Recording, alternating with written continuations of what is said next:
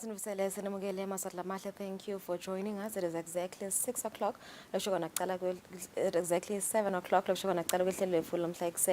Thank you for waking up with us. Kukumbuta ukuthi ungakhona nokusibukela ekasini lethu la ka YouTube Eswatini TV.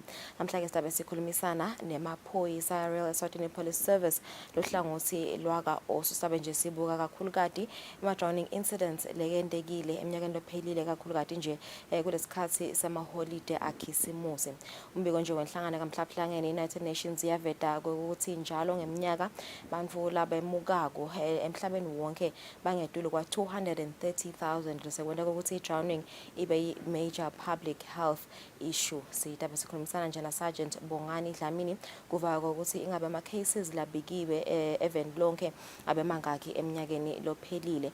Abika ke amaphoyisa eminyakeni 2021 ukuthi bantu labemuka lapha eveni labashiya futhi emhlabeni baba ngedlule kwa 30 baba ngemashumi lamathathu nesithupha 36. Sifuna kuva ukuthi ngabe eminyakeni lophelile tinombolo tikhombeka ukuthi ngabe tehlile invele namasolo lena yinkinga lekumele ukuthi service amaswati sifundziswe ngayo ngokuthi batichaphelise kodwa bangatoti khanza sebashile emhlabeni ngekumuka sebe sixoxisana naye lo muhla ekseni nga 7:30 ibe khona ke nemibiko vele abasolo bayibika ukuthi kuba abantu lo khanza ukuthi bayobhukusha ngato tikhathi te summer season ngaloko ukuthi bafuna ukuthi ipotisa kepha ke sifuna ukuva ukuthi ngabe vele mhlambe lawo ma cases lawo abonakele yini kakhulu enyangeni lephelile eminyakeni lophelile sabe sinabo namhla ekseni nga 7:30 saphenza sitibukeke netindzabata ngephandle kwakuleli netindzabata lapha ekhaya Eswatini kungmanje asibuke nathi lethamba embili kumaphephandzaba.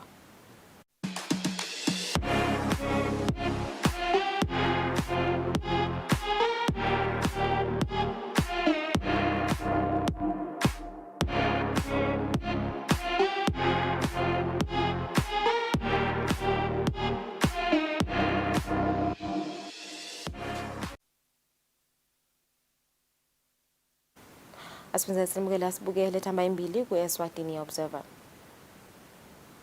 Azikleto leti hamba embili imiphumela ke lana IEB 2023 results sisekelo Kobe and Mbalenhle high schools shine ku umphumela kuletinye thamba embili. Government to buy 1,000 cars will be used to lease financing model in purchasing fleet. Kanti ke economist has praised move and also questions lease financing. Kuletinye thamba embili TBO bursary list in tomorrow's publication.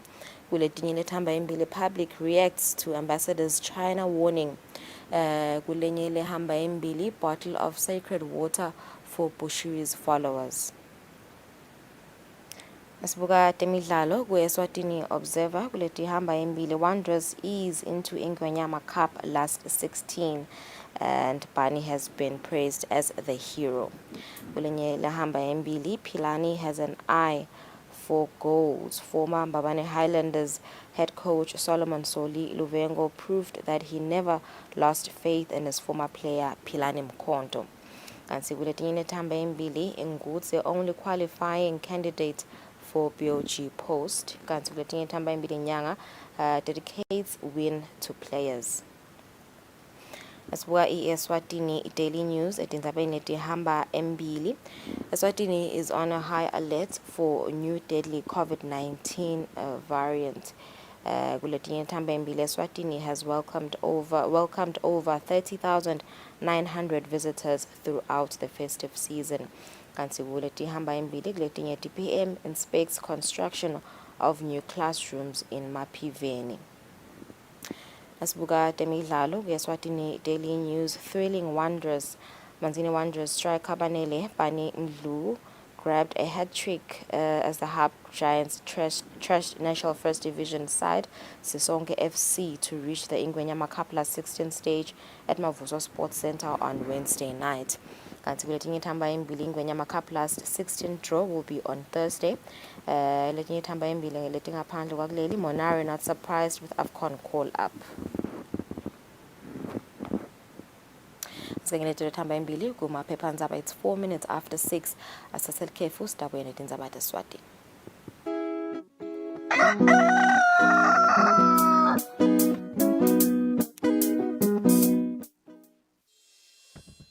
Umsakazo wetithombe iEswatini TV utibophelele kuhlonipha nekulandzela umgomo wetekusakata loweluswe libandla letekuchumana eveni.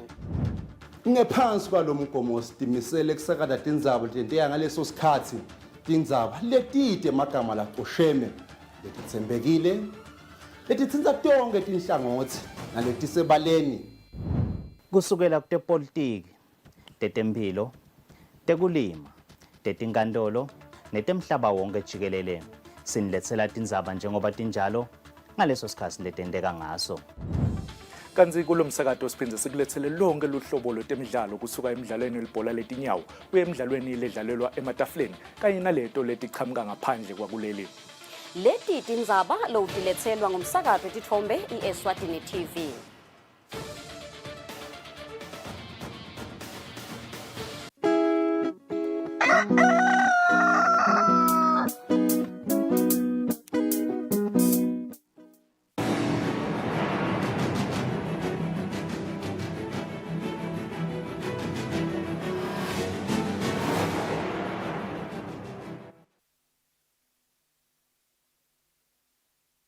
Asibize sinemukele siyakuvusela nawo losanza kusivulela nati tindzaba. Umhlonishwa waNdvunankhulu Russell Dlamini uthi tinsaya letiningi letibhekene nelive titawulungiswa kusimama kwemnotho. Ndvunankhulu uvete lokhu ngesikhathi yaxoxisana nemhlelo mkhulu wetindzaba emsakatweni Eswatini TV John Molelekeng. Ndvunankhulu uphendvule lichungechunge lemibuto lefaka ekhatsi ukuthi live lingenta njani kude lichubeke libe nekuthula lokukhonsako. Ndvunankhulu uchazile ukuthi kukhulumisana ngiko lokutawenta ukuthi live lichubeke libe nekuthula. Political stability is not easy to achieve, but it is attainable. There are risks involved when you want to attain political stability. One of that is embracing debate, right? So I believe that if you and I were to sit here today and debate why I believe our political system is the best, and you say your reasons why you think another system is better, through merit,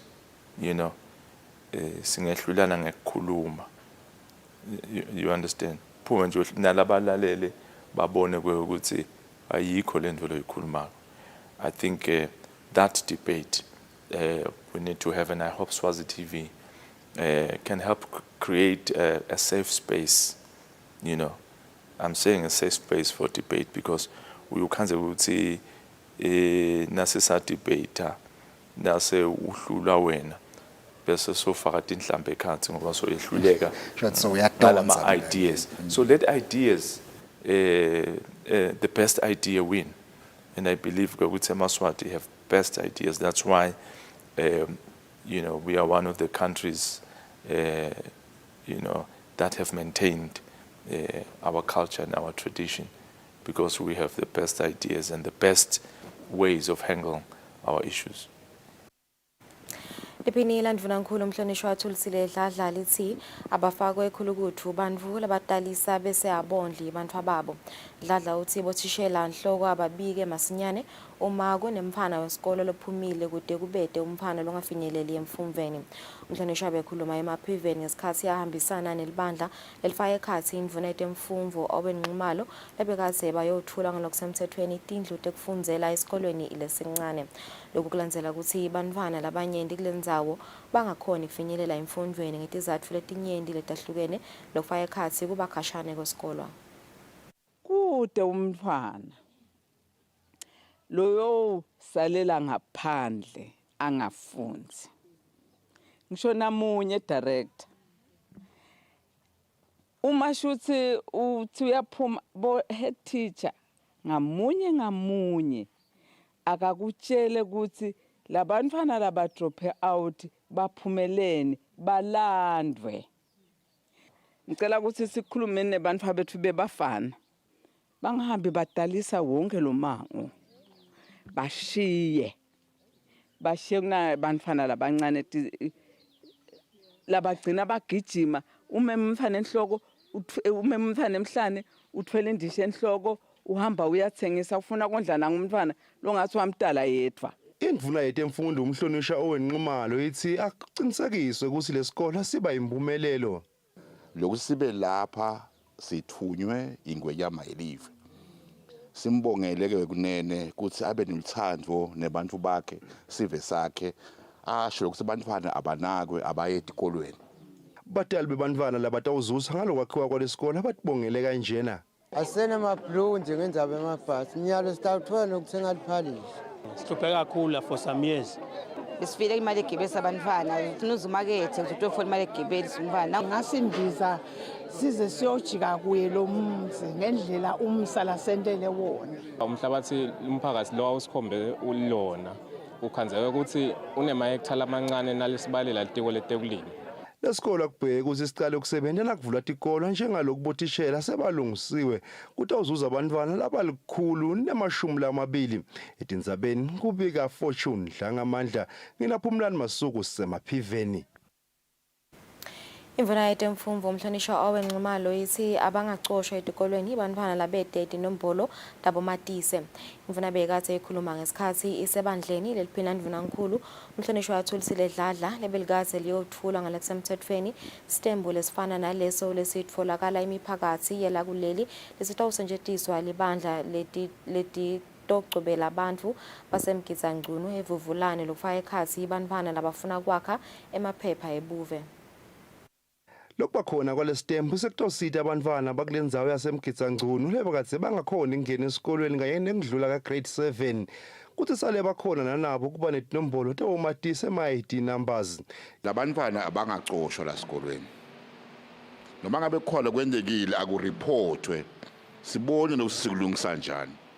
Nayo nje indzaba lemcoka because dale nje sibayeni lenzaba yesitembu nje yavela lesibayeni. Liphini landvuna nkulu umhlonishwa athulisile dladla udonse ngendlebe libandla lelitogcina lesitembu kuthi lingalokothi nje libhatalise sive lesifuna lesitembu. Khanze ukuthi 60% webantwana hulumende lafaka imali mamiliyoni akasasicethe isikolo lokunye kwako ngilokhu. Aseningitshele sisilwele lesitembu lesi. Swana samcela kude umfana lo tawubuyela emuva ungakamgcobeli. Bongilo Shonge welitiko letasekhaya losebenta kubhalisa sive emaphepha ebuve uthi bathole ukuthi bangwa-113 bantwana labede emaphepha ebuve emgizangcuno esection 19 emacethuka emambawini kanye nasekhomba. Labahlala la letindzawo la labede letimpepha bang 139. Kwabese sesithola ukuthi laba labadzala labangemaswati bede letimpepha bang 37 ndawo bese labangasi emaswati sithole kubhalisa labang 25.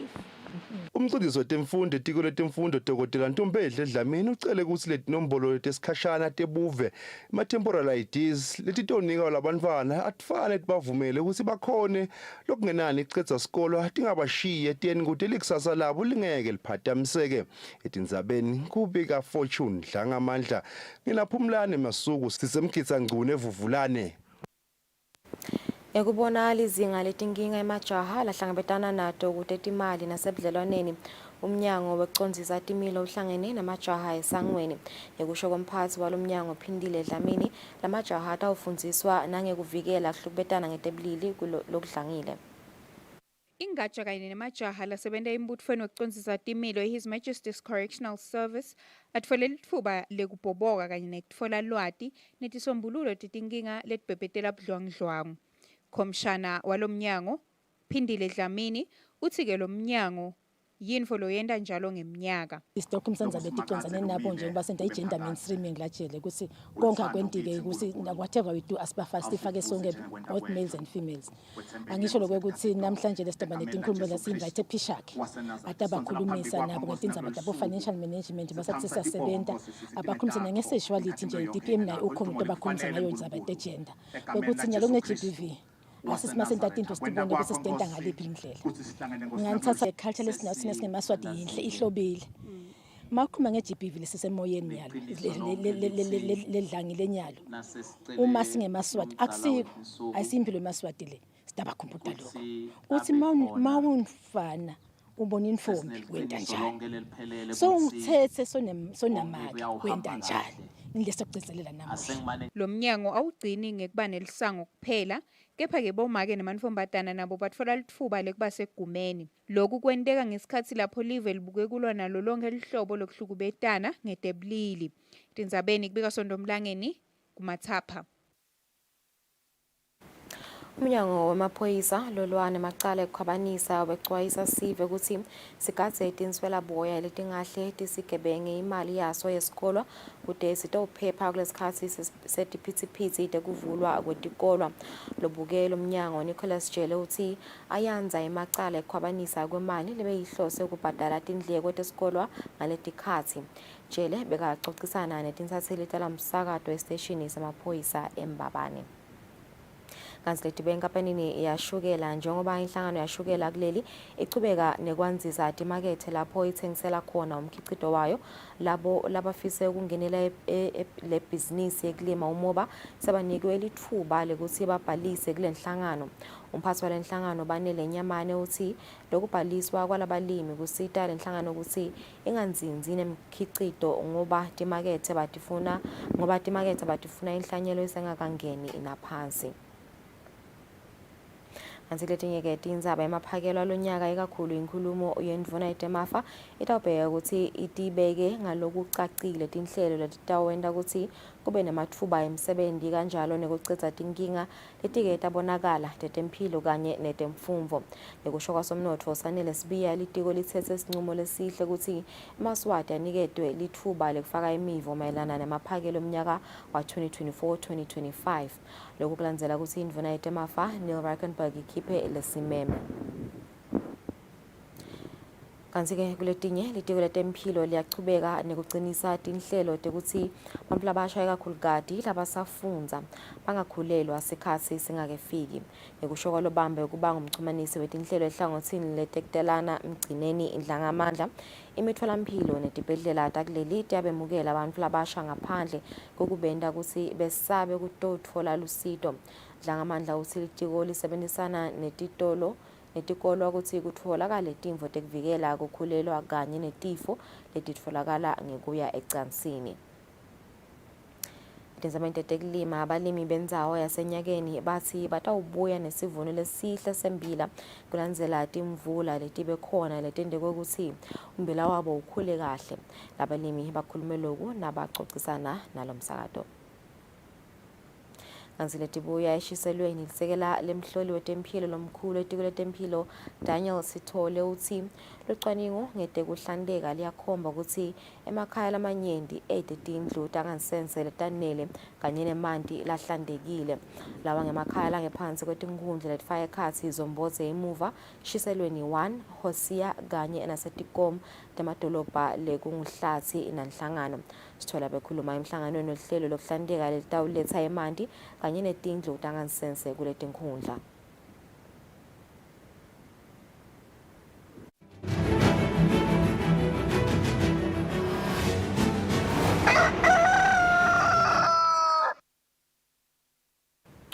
Kutemidlalo Sabelo Thabetse locecesha licembu leThabangulu Celtics lidlala ngaphansi kwe-MTN National First Division uthi solo bahamba ngeliphupho lalelicembu ukuthi banyukele esigabeni se-Premier League kule season letako.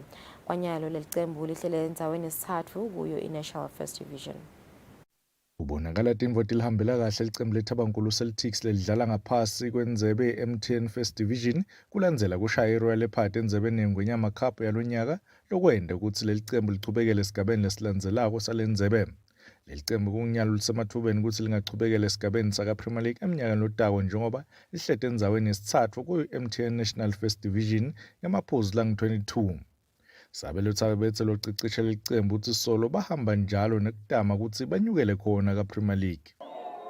At the start of the season, i-aim yethu bekuthi si-maintain our status, but along the way we can see ukuthi ama-chances ukuthi singagaina i-promotion they are there. Bafana bethu basebancane i-majority yabafana bethu ngesibuya nabo kwa-Super League. So we are training here thina, our boys are fit. So we do wish ukuthi our next game singabuya sizoyidlala lakhaya.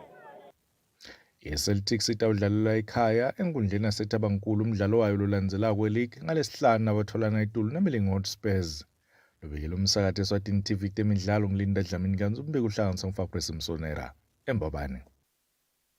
Azikuletinye kutemidlalo umqeqeshi welicembu leLozitha Spurs Vusisizwe Mahlalelwa uthi kulandzela kuphuma enzebeni yeNgwenyama Cup yalonyaka sebabuke kusebenta ngekuthi khandla enzebeni ye-MTN National First Division lapho khona abasenzaweni yesihlanu kumaqembu la-14. Umdlalo lolandzelako batawutfolana itulo nelicembu le-Louis 14 ngelisonto enkundleni yakalanga eSteki. 7:20 sitephesa lapho tindzaba tetfu teSiswati hlala nathi masibuya sizabe sikhulumisana nemaphoyisa.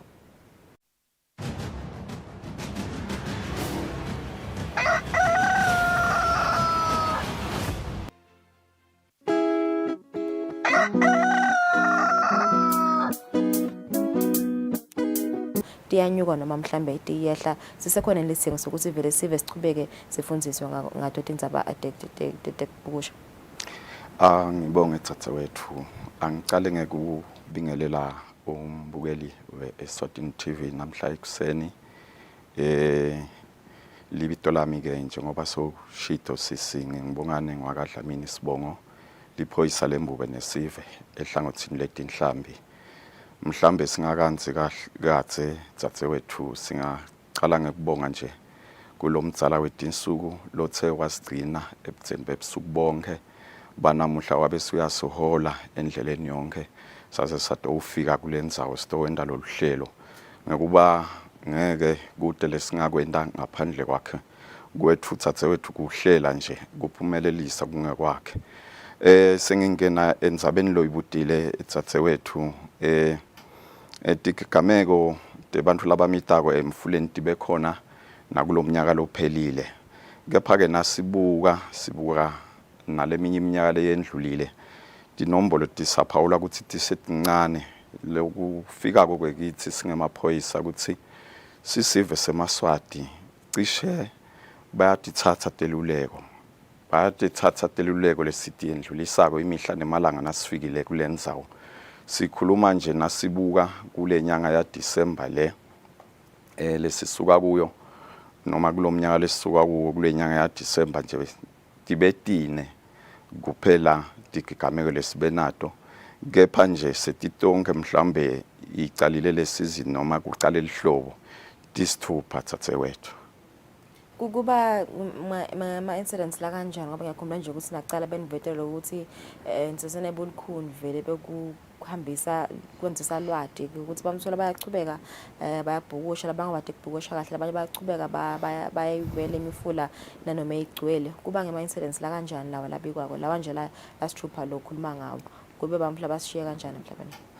Siyabonga tsatewethu sibonge nakumlaleli ekhaya cha kule kweminyaka lesisuka kuwo noma kuleti gigameko lesengitibalile tsatewethu lokhu sihluphe kakhulu lesikubonile ngunakudweba lokukhona mhlawumbe emaswati la kukhondile noma ke mhlawumbe endiwasimo sibala nje kuleleti sithupha letinsathu tato tigameko tebantu labadwebako sisi kusho ukuthi ke lapho kwentekile kule mfula lemkhulu kunemfula lemkhulu lekhona even tsatewethu lapho khona ukhanza ukuthi kunetinhlandi kuthi kunetinhlandi nje tifishi kuphinze kube nanatilwane letihlala emandini tingwenya kanye netimvubu kunentinkelebhu ke futhi leti kanjalo njengoba sengishito ngikubalile ukuthi tibe tinsathu le tigigameko lapho khona abantu bashiye khona abadweba bo ukhanza ukuthi bathe basadweba babe sebatunywa ngilokwesilwane letingwenya kuleti gigameko nje letinsathu kepha ke ngemusa waNkulunkulu beti bathethe kuleti gigameko letinsathu kusho ukuthi nje letimbili tato kukhona lokuncane lesihambe sakuthola emva kwemalanga kule lenye yegcina yesithathu uvele tilwane tadla tacitsa ngoba betitinengi besive besikhona nje sathi siyefika nathi sikhathi sesihamba hambile savele sasililela lesivo sithi sasho ukuthi timdle nje tamcetha timbu batibona tamdla tamcetha umuntu ngathi nje ngiloko lokusihluphe kakhulu sithi ke emaswatini asendlulise ngosiyami noma sicwayise kakhulu sithi kule mfula lesesiyishito kule mfula lemkhulu lekhona kangwane nakuwo wona lamadamu netinkelebhu enkulu njengoba sesishito labo labakhelene naleyo mfula naleto tinkelebhu labatatiwe ukuthi ngaphandle kwetimfishi tikhona letingwenya sicela bagweme ngayo yonke indlela tsatewethu kusondzela kuleto tindzawo sikhuluma nje tsatewethu nawe mbukele ekhaya sikhathi sekudla saletilwane leti lesikhuluma ngato ikakhulu letingwenya kuba ngilona lelihlobo nalicalako ngoba sati kahle ukuthi ebusika nato tisebenzisa kwetintuthwane ebusika tisuke tibhacele emakhata kulukhuni nje kudibana nengwenya ebusika kuthi ke lapho nakucala lelihlobo suke setilambile stilambe kwekweca ngilapho ticala khona kubamba kakhulu tidle vele kuyendeka nje nangabe tinenguleyo ndzawo nangabe tibambile noma ingabanjwa umuntu abanjwe ngiyinye ingwenya kwendeke vele tibangisane ngaye timudle timcethe tsatewethu sekucwayisa nje kakhulu emaswatini sithi sicela bekunene labo labakhelene nemadamu lanetingwenya noma simo sesibida ukuthi bafise kumane bayise libhodo etiko kepha kuletindzawo lesithi show ngoba takhamuti tendzawo labo labakhelana nawo madamu nemfula suke bati kahle ukuthi tingwenya tsatewethu tikhona kuleyo ndzawo sicela batigweme ngayo yonke indlela bangasonzeli tudane nato sikhathi sekudla kwetingwenya leyo kusuka nje lelihlobo lelithi tawudla lize liyophela hlobo tabe tidla vele tiyabamba kakhulu tsatewethu yeah kubuda nje ngosikokuthi niyalitfola nitfuba lokuthi niye lesiveni lemimangweni nisifundise sive anigcineni lapha nje kubo TV nasema radioeni lokusicwayisa nakhona ukuthi nihambe nesifundisa niyosikhulumisa ngalokuthi vele kuyabonakala ukuthi indzaba lesathe ngakhulunyiswa lena cha sibonge tsatewethu cha siyahambela etindzaweni tonke kakhulu nasetikolweni tsatewethu kepha nje sikhathi lesiningi siye vele ukhanze ukuthi sihamba ngicela noma sambe nelihlangothi lethu lolunyo la crime prevention eminyakeni nje lephelile besisolo sihambe nabo sifundise sive etikolweni nasemiphakathi tsatewethu kungako nje siyethemba ukuthi ngikolo lokwenta kungathi sibuke tinombolo nasibuka sibuka sifananisa naleminye iminyaka leyendlulile tiyachubeka tiyehla lokuphawula kona ukuthi emaswati kancane ayadethatha delibukeko natsatewethu kuba ngimephi nje imifula mhlambe leni ngathi ngiyo nihlale nitfola ima reports ukuthi sekumide abantu le ingodi kakhulu hey cishe tsatewethu lokukhona nemaswati onke nje ikakhulu ngile mfula lemkhulu ngabe kusanje nganalo isuthu loliqhamuka ngasebhunya hey vele nasibala nje ukuthi mhlawumbe tinombolo dithi bo 6 noma bo 4 noma tingabathi nsathu alusali lo mfula lo yawusali kube sekuba inkomanzi tsatewethu lele qhamuka ngakaho nayo isihlupha kakhulu bese kuba imbulusi futhi nayo sengilo great usuthu ngoba lolu suthu loliqhamuka ngasebhunya lohambile bese luyahlangana naselifika ngabo sesiphofaneni nje suke seluhlangene kuthiwa ke libe selibita ngeGreat Usuthu cishe nje ngile mfula leyo ngilo Great Usuthu kube inkomazi thathelewethu kube imbuluzi kubese ke ngasinye isikhathi kuba nangileti tiba nje letinkulu kuyendeka ukuthi ukhanze ukuthi emadamu lamakhulu kuyendeka ukuthi ukhanze ukuthi baye usebenta labasebentako ukhanze ukuthi sekuba naleyo ngoti leyo nje thathelewethu ngasho kanjalo ukuthi ngile mfula lemkhulu lekhona kangwane kanye naleti ngelebhu ke kuna ingelebhu nje lesihlupha kakhulu thathelewethu lele endasi eBig Bend bathi inyedane dam lapho khona kunetingwenya kunetimvubu lesive sakhona ngalokuthi ke lidam lelifish letinenge sivele noma ungaya noma nini sakhuluma nabo, kepha nje siyethemba dzadzewethu ukuthi njengoba sesifikile la solo sishumayela batawugcina bafikile ukuthi abagweme kudweba kulelo damu lelo. Letingwenya takhona tiyingoti kakhulu dzadzewethu, noma nje ngimuphi umfula vele kwacala nje lehlobo isikhathi sato sekudla tiba ingodi kakhulu. Kunalaba ke ngikhosile ukhanze ukuthi basebenzisa bayawela bawela imifula ngokuthi bafuna kubuyela emakhaya, labanye bahamba ngetinyawo, labanye basebenzisa dona timoto kuzama kuwela emgwaqweni mhlambe lesingathi so flooded. Ingabe kukhona indlela abangatiphephisa ngato noma vele solo necwayisa ukuthi abangalokothi bawele, bangenta kanjani lapho nje? Uthi indzaba le imcoka dzadzewethu sengicishe ngashiya lapho ngoba ngeke ngabala nje nenkomanzi ingale enkomanzi kakhulu lesikubonile tigameko lesivame kuya kudo uyokhanze ukuthi ngilaba labawela kusuke nje bawelela ngesheya. Sekucwayisa nje Maswati onke bekunene kuthi kude indlela lejubelisako emfuleni logcwele. Sicela nje kucwayisa sihambise lelo vangeli nangabe umfula ugcwele kanti ufuna kowelela ngesheya, sithi thina singemaphoyisa sicela sive seMaswati sisebenzise indlela letiphephile dzadzewethu. Kuyenteka kube khona naticango tewewela ngetinyawo, nabe ke kusendzaweni lapho kude khona leticango leto sikhutsata kutsi phela eMaswati ngekuba umsebenzi wethu ukuthi sigcine wona aphephile nempahla yawo iphephile, abasebenzise phela nalibhloko letimotolo angeke lihlale lingabi khona nabe kunemfula lokhona endzaweni. Kungcono ke kusheshi kuphuta kufika kunekuthi ungafiki, kungaba ngumuntu lomdzala lojaka emsebentini noma abantwana lababheka esikolweni. Sikhutsata lokho nje dzadzewethu sithi abasebenzise ticango ledudane lapho nabe kuti ticango basebenzise libhloko lewela timoto livamile kuba khona ngeke lihlale nabe kunemfula lomkhulu,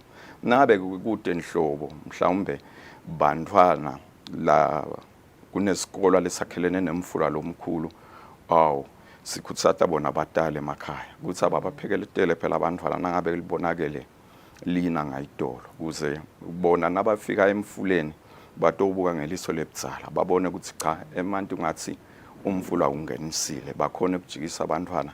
Sekunetindlela letilula dzadzewethu nyalo tetincingo bashaye bakhona ukushayela bothishela nabo batali batawu understand noma ke batawuva nakuthiwa cha bantwana bakhona ukuthi esikolweni ukuthi umfula ugcwele dzadzewethu. Mhlambe ke sengichubeka sengaba kucwayisa kubona abashayeli betimotolo lapha ukhanza khona dzadzewethu ukuthi kunemfula lekhona even la kangwane lokhanza ukuthi anemabhloko lamancane lapho khona emanti uthi nje umfula na uthanza kungenisa noma so ungenisile ukhanza ukuthi emanti sekahamba ngeduku.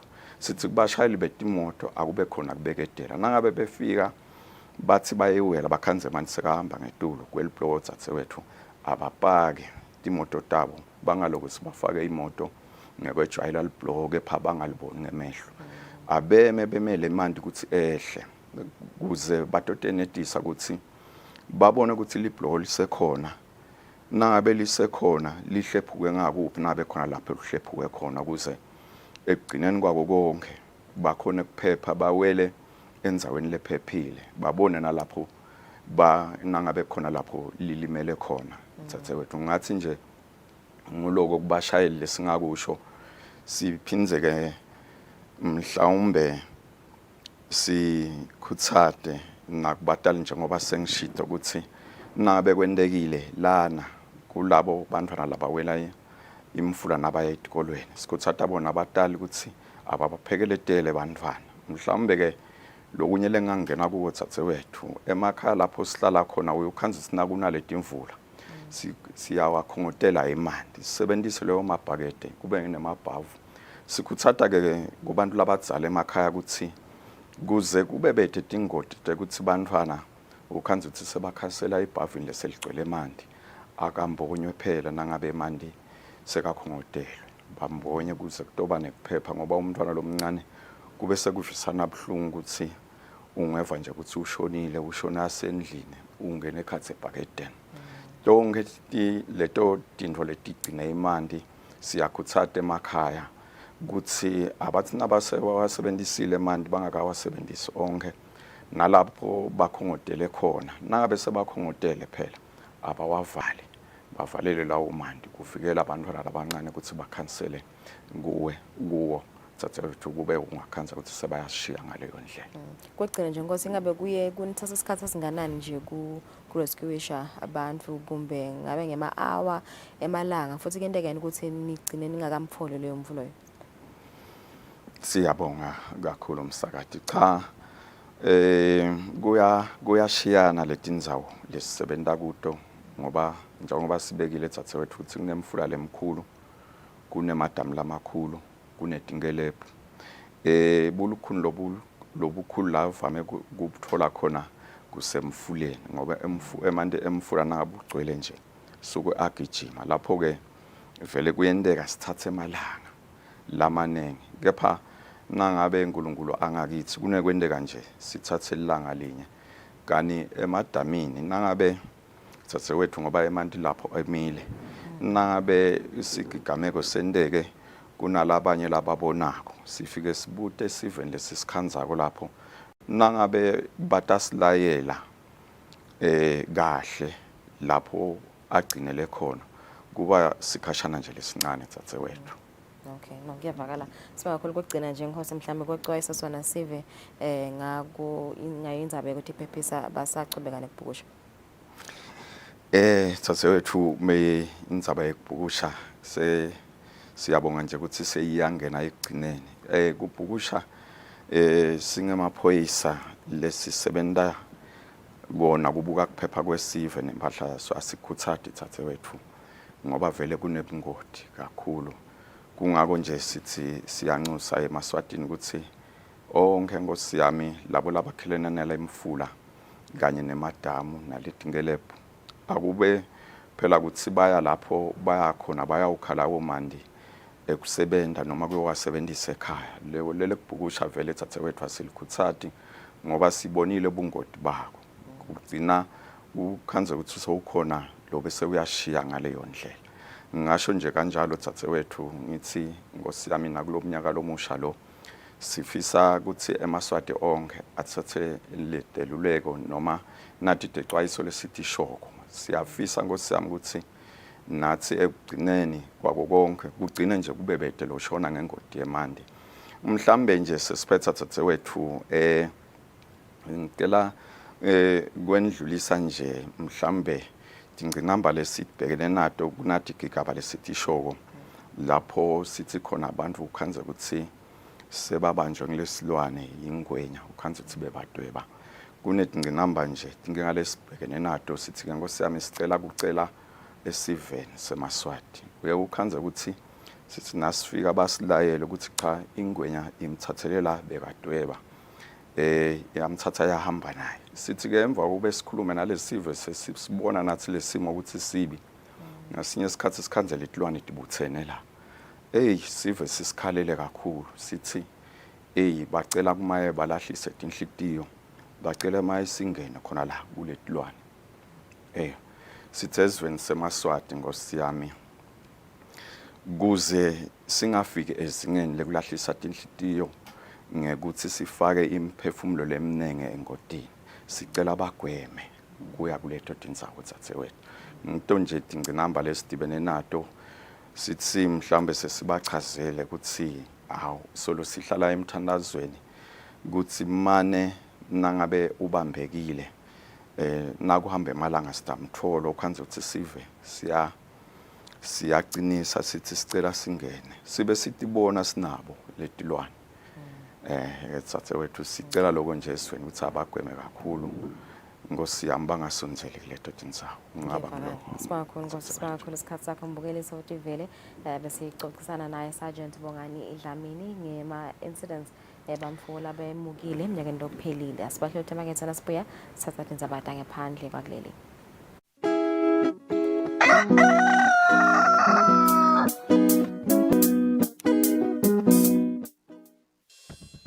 We at Eswatini Television Authority are committed to observing the Eswatini Communication Commission's Broadcasting Code of Conduct. Under the code, we are committed to broadcast news that is current, free from hate speech, accurate, balanced, and fair. From politics to business, health, agriculture, courts, and global news, we bring you the latest updates as they happen, when they happen. We cover all the sporting codes from the football pitch to the chessboards. This is Eswatini TV News.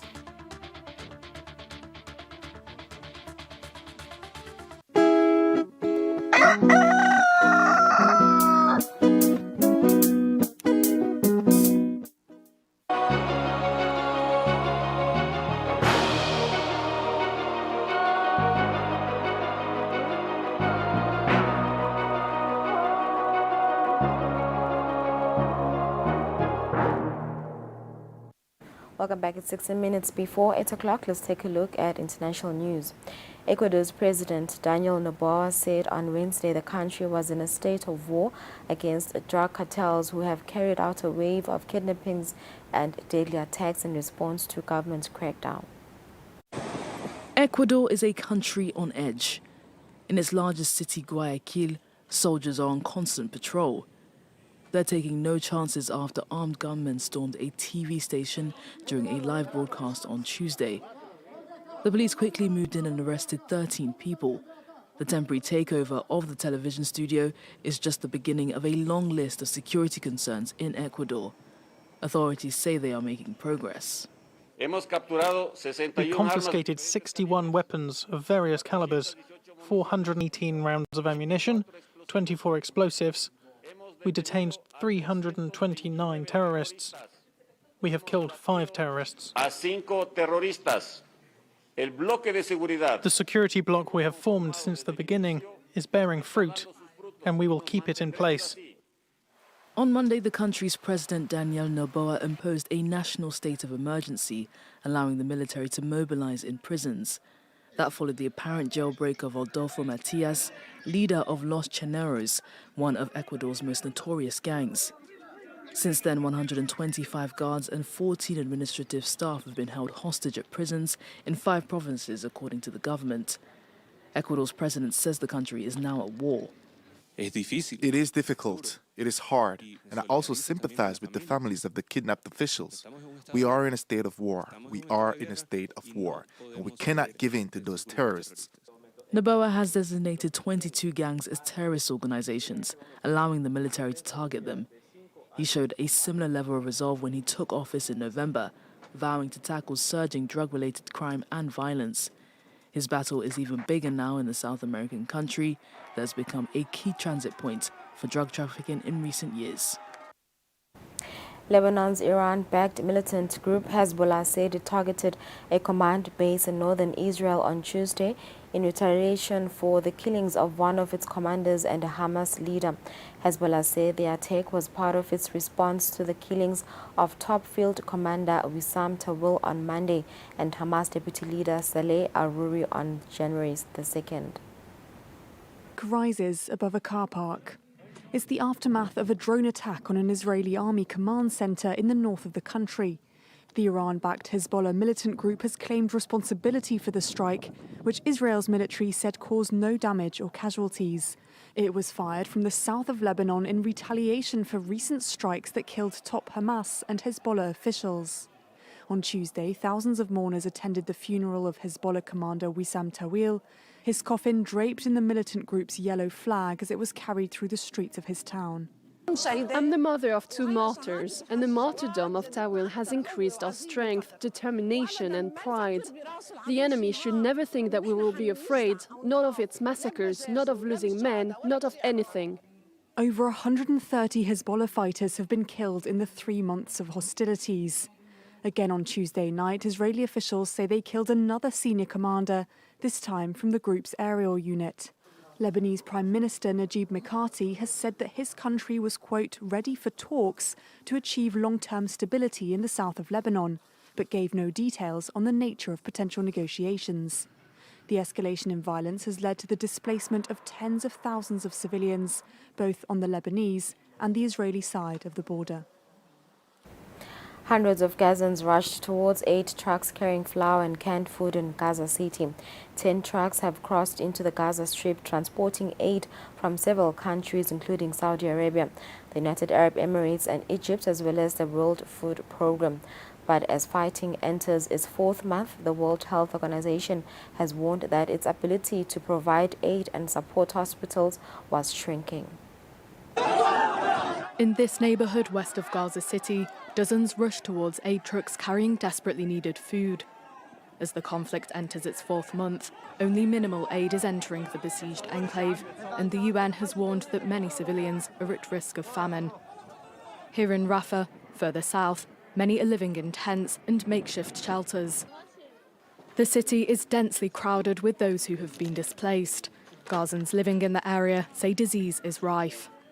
Due to the lack of water, we shower just once per month. Psychologically, we are suffering, and the diseases have spread everywhere. Some are living in schools, some on the streets, on the floors, and others sleeping on benches. The war has not spared anyone. The United Nations estimates 1.9 million Gazans are displaced, many of them multiple times. Wounded civilians continue to stream into the enclave's hospitals, which are struggling to run with limited supplies and dwindling fuel. According to the WHO, none of the hospitals in northern Gaza are functional, and the rest are only partially functional.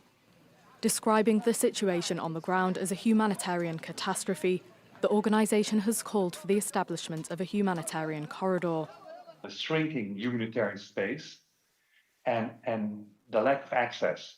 And we're not just talking about humanitarian supplies into Gaza, but also the humanitarian aid and the workers within Gaza, so that the aid can be delivered to the people in need wherever they are, in the north, in the middle, or in the south area. As long as there's no ceasefire, humanitarian corridors are required within Gaza to make sure that this can happen. The Israeli army has said the war is coming into a new phase, involving fewer troops and more targeted operations in the enclave's centre and south. However, the WHO has said it has not seen a reduction in the intensity of fighting on the ground. Turkey this month has arrested dozens of people accused of spying for Israel. The highly publicized arrests are seen as a warning to Israel to desist from targeting Palestinians in Turkey, after Israel warned it would target anyone involved in the October 7th attack. Turkish authorities raided dozens of homes in early January in a major operation targeting alleged spy rings run by Israel's Mossad intelligence service. The raid came after Turkish President Recep Tayyip Erdogan warned of serious consequences should Israel try to hunt down members of the Palestinian militant group Hamas in Turkey. It's very clear from the threats of Israelis that Turkey is selected as a venue for attacks on Hamas. In this case, then Turkish intelligence, at the very first instance, and by the words of President, warned Israeli intelligence in Ankara that there must be no act. But right after this warning, it was a political warning, intelligence organization identified activated cells of Mossad in Turkey. Israel has not commented on the arrests, but Israeli military leaders and government ministers are vowing to track down those involved in Hamas's October 7 attack on Israel, wherever they reside. With Erdogan, a strong supporter of Hamas, often describing it as a liberation movement, analysts say Turkey is seen as a likely location for Israel to hunt down anyone who played a role in the October 7 attacks. When we see the massacres of October 7th, how they occurred and how well they were planned, obviously there was a lot of assistance also from the outside and a lot of things that were coming from outside of Gaza into Gaza. Some of this obviously came through Turkey, not by the Turkish government, but by the Turkish government or Turkish security authorities not paying enough attention to what was happening. It's not the first time Turkey's MIT intelligence agency has clashed with Israel's Mossad.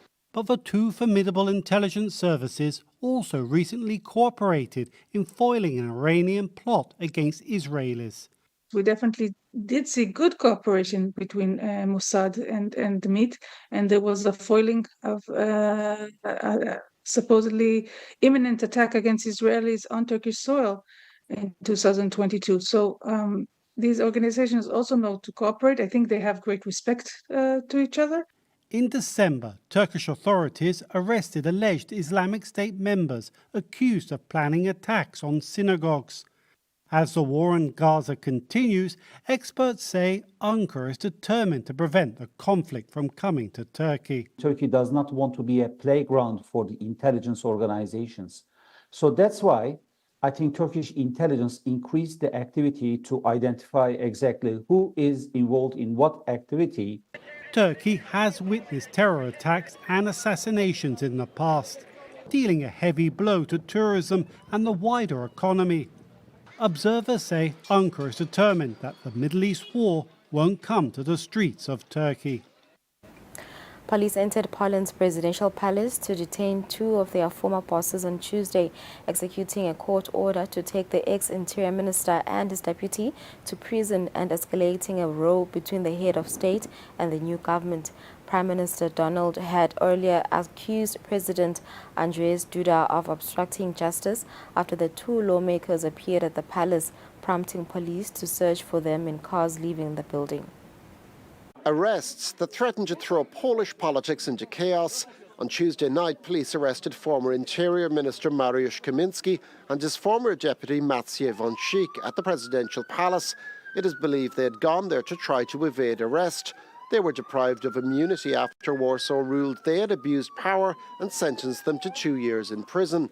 Polish Prime Minister Donald Tusk suggested that President Andrzej Duda, who was not at the palace at the time of the arrest, might have been intending to shelter the two renegades. It is obvious sabotage. I am very, very concerned about this. And it's not about Mr. Wąsik or Mr. Kaminski. That's the court's decision. That's the work of the police. There is no place for politics. But I'm worried that President Duda is involved in actions organised by Jarosław Kaczynski, Law and Justice Party leader, and their people from that party. And those actions are aimed at the foundations of the Polish state. In 2015, Duda had issued a pardon to Mariusz Kaminski after his conviction for abuse of power when head of Poland's Central Anti-Corruption Bureau. That pardon had allowed him to become Interior Minister. Kaminski's party leader, Jarosław Kaczynski, joined the protest outside the detention centre where the two legislators were being held. Politicians from the party said Kaminski and Wąsik were the first political prisoners in free Poland. I'm shocked by the fact that MPs, 35 years after freedom and independence were regained in Poland, are detained by an investigation and that their immunity was violated. The incident reflects a deep cleavage in Polish politics. Tusk's pro-EU government was elected in October and vowed to roll back the policies of the right-wing Law and Justice Party, which has been accused of subverting democracy during its 8-year rule. On Wednesday, the president called for calm, but said he would not rest until Kaminski and his associates were freed. Gabriel Attal has been named as France's youngest ever prime minister as President Emmanuel Macron seeks a fresh start for the rest of his term and growing political pressure from the far right. In an ever so fractured parliamentary party, the president needs Gabriel Attal to be a unifying figure. Alongside the president, I will have one objective: to keep control of our destiny and to unleash France's potential. It now falls to France's youngest ever prime minister to form a government which can remobilise the governing minority after 17 MPs abstained and one minister resigned over the recent immigration bill, seeing it as a populist right turn. But with the threat from the far right ever present, the new government aims to compete with the National Rally by keeping its own hardliners at the heart of government. As such, Interior Minister Darmanin appears safe in the reshuffle, while others lobby for their place. This as Macron's Renaissance Party lags 8 points behind the National Rally, only 5 months before European parliamentary elections. Leading the charge for the national rally will be their own boy wonder, Jordan Bardella, a 27-year-old rising star. Attal won't be a candidate in June, but used his inaugural speech to remind voters that Renaissance 2 can talk the talk on security and immigration. Keeping control of our destiny means fighting to control our social model. It means making authority and respect for others a top political value and strengthening our national and European sovereignty by better controlling our immigration. Meanwhile, in government, he has several major projects to push through. A promise to enshrine abortion rights in the Constitution, one the opposition-controlled Senate may wish to frustrate, and a law on euthanasia, long promised and never yet delivered. All this as France prepares to host the Olympics in the summer. 2 minutes before 8 o'clock, and also have come to the end of the show. Thank you for joining us. We'll see you tomorrow.